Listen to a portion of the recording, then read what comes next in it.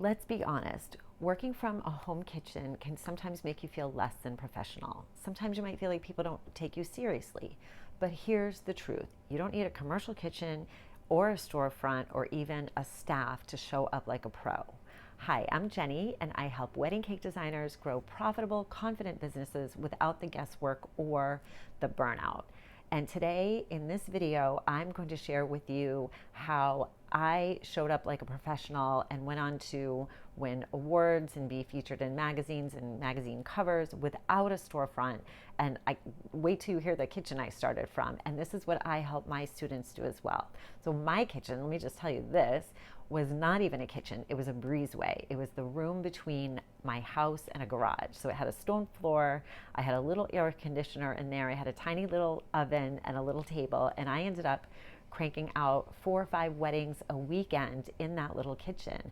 And the secret to my success is what I'm going to share with you today. So the first thing that I did and that I teach my students and my members of my academy to do is to show up in your branding. Okay, so when you're thinking about your branding, try to make it as professional looking as you can. And the thing is, as a home baker, a home-based business, we have to show up a little bit more.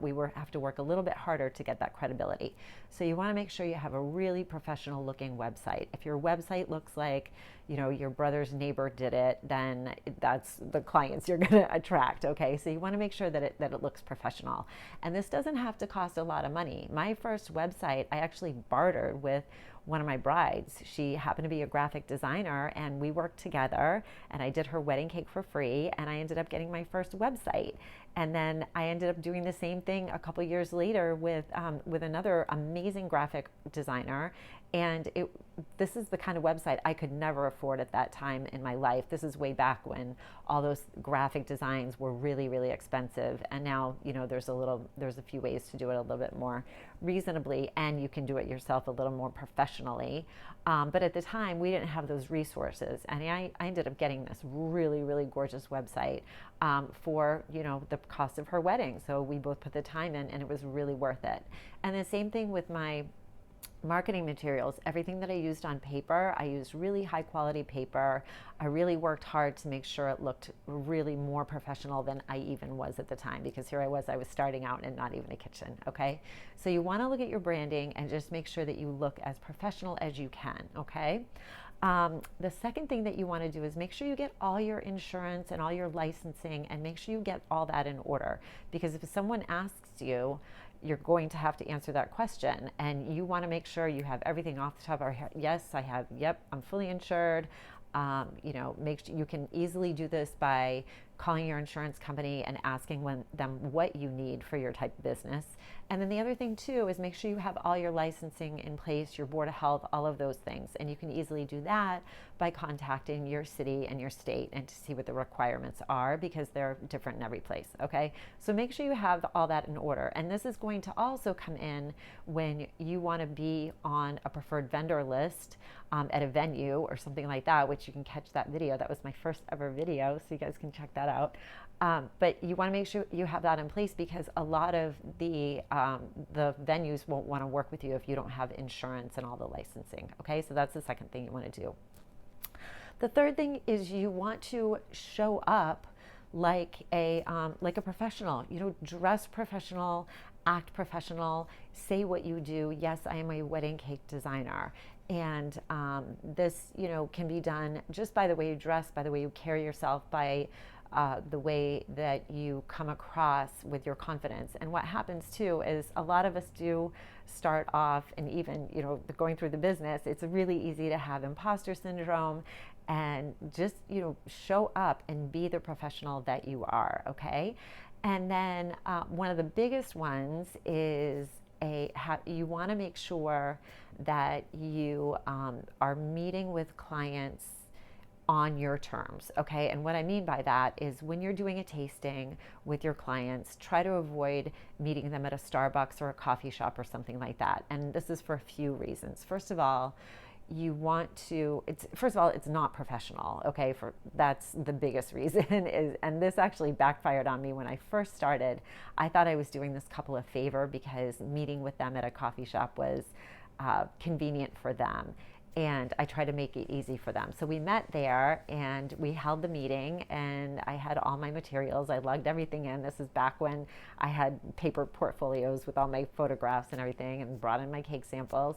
And they actually did not hire me. And they said that I did not seem professional enough. And I was like, ooh, and they said because I met them there. And I was like, ooh, okay. So if you can avoid that, please do. And I know it's really difficult to find a place that you can rent or that you can share, but I'm going to be doing a video on ways that you can come up with some creative ways to hold your tastings. And the other reason that you want to do this too is when you're holding a tasting, you want to have it on your terms, because it's your presentation. This is it's your show. So like, you want to be in control. And when you're working in a neutral space, you lose that credibility and you lose that control. So you want to make sure that like you're running the whole thing and you're comfortable and you're as confident as you can be, and that's going to come from having your own space. Okay, so that's the one of the biggest ones. So basically, what you want to do is you want to, when you feel like you are the professional that you are, and you're acting it, and you have all those things behind it, you have your branding, you have your beautiful website, you carry yourself as a professional, you have beautiful work to show that, and you have quality work. And this is where you just become that, okay? And then when you start to believe it, when you start to become that and you say, yes, I am a wedding cake designer, you don't have to tell people if you have another job.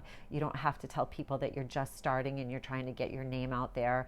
You just act it. You act like a professional, and you will soon be that. And I will tell you a little story. When I first started, I was working as a full-time dental assistant. I was in school at night studying business, and I had a little catering business on the side. So I was a busy girl, and I had my friends over for dinner, and this one particular woman who never eats anything, she was eating my desserts, and she's like, oh my God, you have to sell these desserts to the restaurant that I work at. I was like, okay. So I called the guy up, and we had a meeting over the phone, and he said, yeah, can you put together a menu for me of 10 things that I can choose from? I said, sure.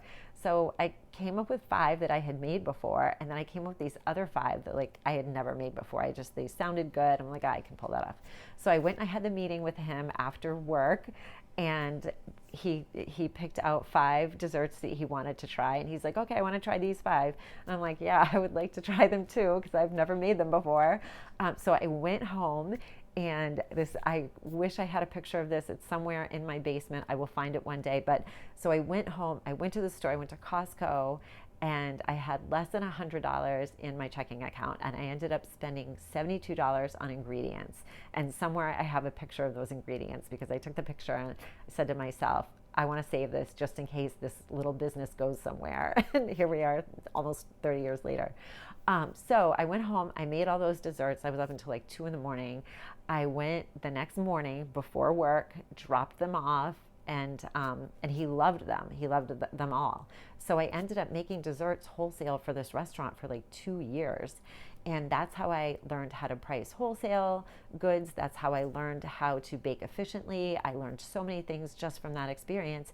And that's how I got my first wedding cake, you guys. That's how I got my first wedding cake. So just going in there, he didn't know I had another job. He thought I was a pastry chef.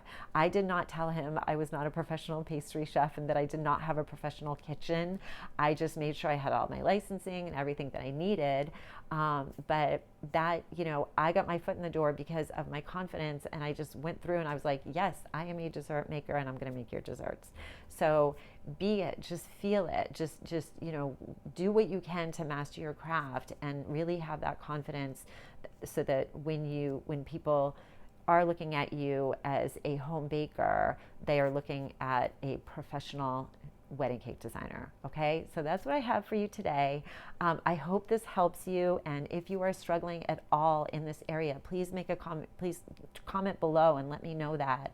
I would love to hear your struggles. This is what I do. This is what I help people with.